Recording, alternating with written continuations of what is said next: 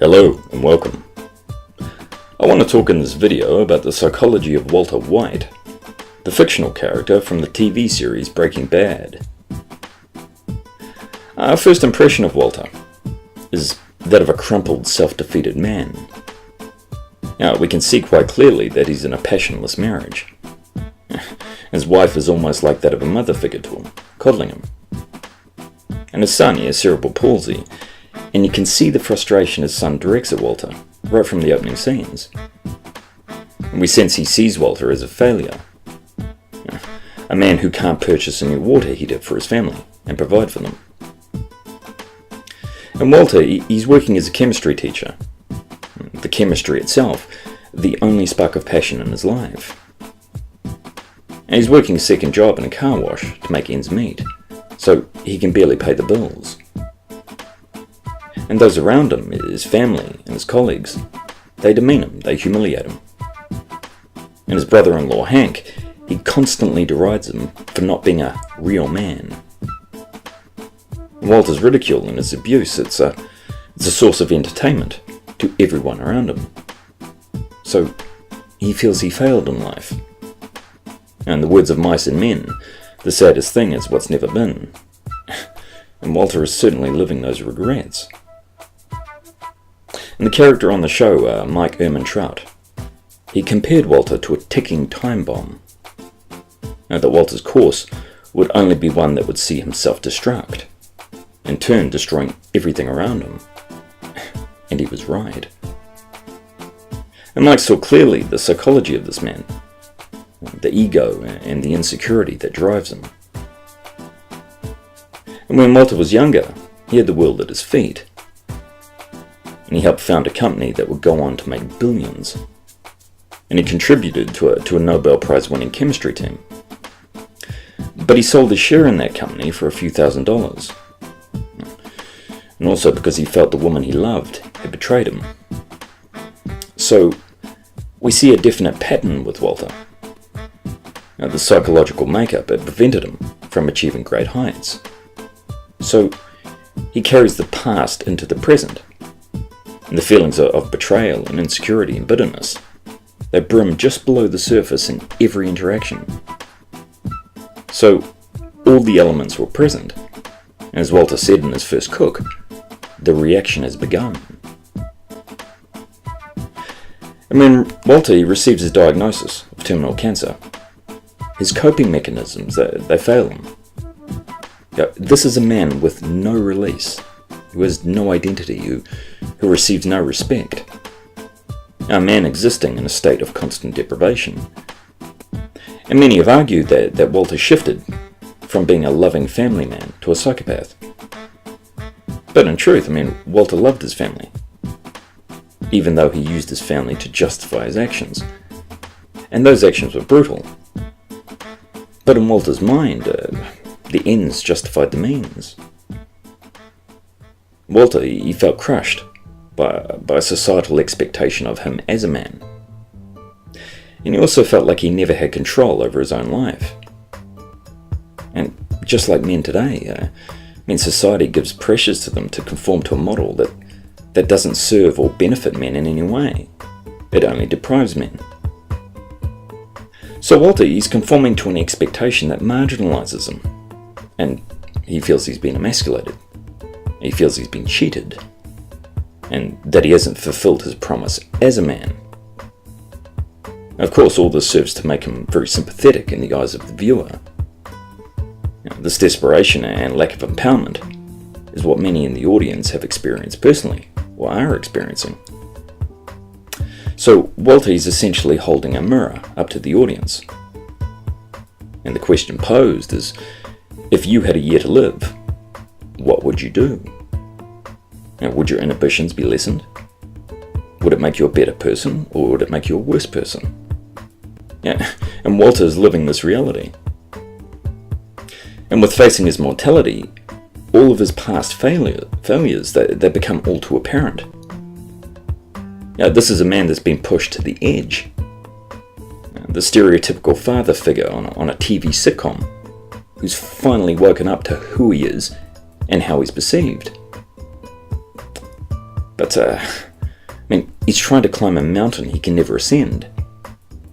Yet with power only comes more loss of control, and a constant need to further validate himself. So it's an empty cycle. His ego trying to override his insecurity. But bottom line, the most denigrated figure in society today is the father figure. And the creator of Breaking Bad, Vince Gilligan, he once stated that Walter's character arc was him going from Mr. Chips to Scarface. It could be seen as Homer Simpson or Ray Barone finally finding their balls and saying fuck you to the society that mocks them. In Walter's case, he's a teacher and a father, but neither roles are respected in today's society. So he's a walking punchline. And there's a crushing feeling of guilt on Walter. Now, it's very evident from the opening scenes. It's the guilt of failure. We see it in Walter's body language. He's very careful around people. He's crumpled, like he's caving inwards. A man beaten down by life. And he's unable to hold eye contact with people, even with his own son. The guilt is too great. As he hasn't achieved the sort of success he believes he deserves, but still, he's a proud man. He's unable to take anything that resembles charity. And Gus Frayne, the meth kingpin, he felt he understood Walt's psychology. And Walt, he originally wanted out of the meth business because he feared he was alienating his family. And Gus, he played on that.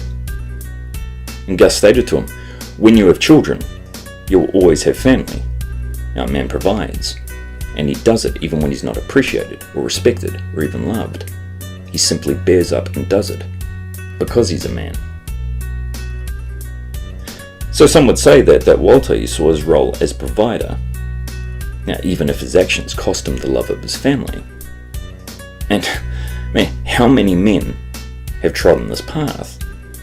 To only lose their family's love by bearing up and being a man. And the question in Walter's case is, how does Walter view his role as a man? Now, how does he view his success?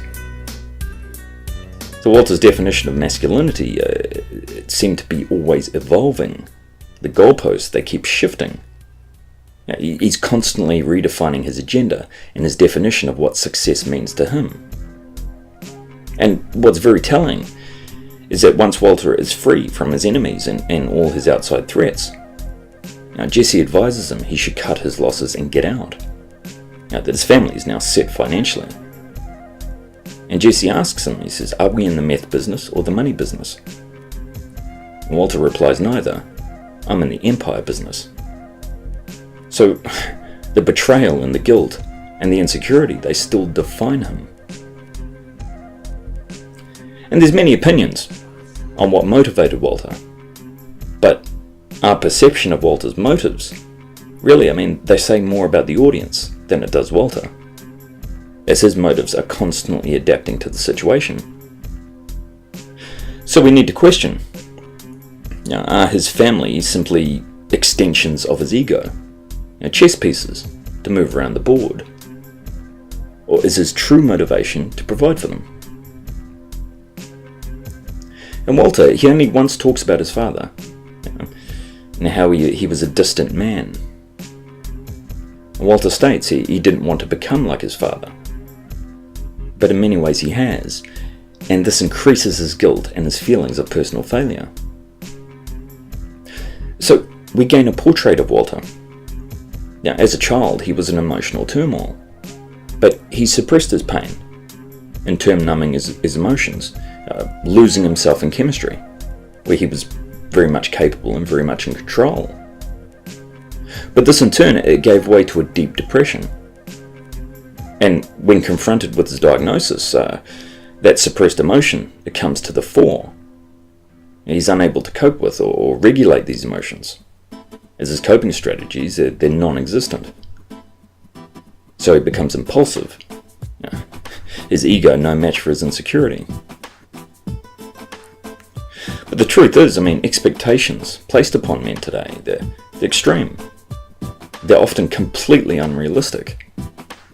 And men are still expected to conform to traditional gender roles that marginalise and disadvantage them legally and financially.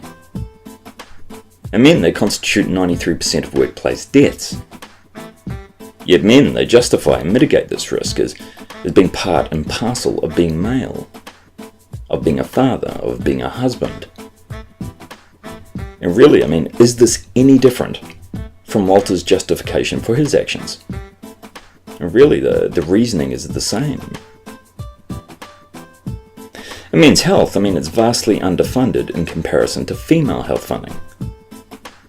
And Walter, when asked by his family to undergo chemotherapy, he initially refused, as he felt he would be a burden on his family. So male suffering, it's swept aside in our society. Men and women, they internalise and normalise this message. And Walter's reaction to his cancer diagnosis, it mirrored this. And masculinity, it's degraded 24/7 by the media. The bias against males, it makes it impossible for men and boys to achieve these expectations. The incentives and the support have been removed, or are completely non-existent for males. So a lot of Walter's appeal comes from his circumventing these conditions and empowering himself through very ingenious methods. So he's a sympathetic figure in many ways, but he constantly challenges our sympathy by committing heinous acts, or lying, or manipulating. But these societal expectations, they're just one part of Walter's justification process. And there's a psychological theory. It's called escalation of commitment. And that's when a person's behaviour leads to negative consequences. And then they'll frame it differently in their mind. They'll see the action not as negative, but rather as necessary, or that it was a positive action. So even if an action is negative or harmful, they might continue that behaviour or increase it, convincing themselves that it's necessary or justifiable. Of course, now anything is permissible. And we see this behaviour with people who believe in a doctrine, a doctrine that relies on false statistics and is easily refuted as propaganda. But it's simply too painful for them to accept that they've been lied to, or that they're being manipulated. And plus, coming to terms with the fact that you may have hurt innocent people, it makes sense that many find it easier to dig their feet in and find ways to ease their mental discomfort and disassociate themselves from their actions, by often dehumanizing or depersonalizing others. Such is the cases when Walter, he poisons a child, or when he dissolves the corpse of a child in acid. So Walter, he's experiencing excitement for the first time in his life. And the danger, it's incredibly stressful. But what's very noticeable is his cancer goes into remission for the period that he's making meth, while his life deteriorates all around him. And the cancer only returns when he quits the meth business. And the cancer literally eats him alive when he loses all control of his life. So it could be seen that the cancer itself was brought about by feelings of helplessness. And many have argued that Breaking Bad is representative of patriarchy in all its horrific glory, castigating women and promoting violence and all the evils associated with maleness. Of course, one look at the character of Lydia, one of the most callous people on the show, who orders killings with about as much compassion as ordering a coffee, we see that that's false. And with Skylar as well, how she handled Ted. And when she stated, what's one more death in regards to killing Jesse. So again, how we interpret Walter's actions says more about us. And Walter's perception of criminality, it seems to come right out of the movies. It's his only frame of reference. And he desperately needs to control everyone around him because he's in over his head, and he overcompensates to a staggering degree. And anyone who stands in the way of that goal is disposable. Of course, the one line he wouldn't cross is essentially hurting his own family. But the reality he created for himself was one where he was protector and provider, that he could somehow outsmart everyone around him. But once Hank died, he had to face reality and the fact that decisions he made were for himself. And the reality crushed him. And Walter, he had real love for those close to him. But at this point, his sense of morality was so corrupted, you couldn't tell whether he was being truthful, whether he was still manipulating those around him. He'd lost all perspective. And all that was left is a memory of Heisenberg, a persona he could never live up to. And much like his previous life, attempting to live up to an expectation made him miserable. So Walter, he came to a point where he was forced to question his life and his role as a man. And in today's society, many men, they're doing the same. And the messages males receive from childhood is that masculinity is damaging, that it's perverse, it's oppressive. And traditional expectations of men, they've crippled men, crippled them financially and emotionally. And yes, Walter's decisions, they were inherently selfish, but the standards and the expectations he set for himself were derived from societal messages. Essentially an extension of the American dream. The father providing for his family, the masculine directive, what have you. And Walter, he stated in the first episode that I am awake. But after all the bloodshed and the suffering he caused, the only time when he was truly free was right before he died.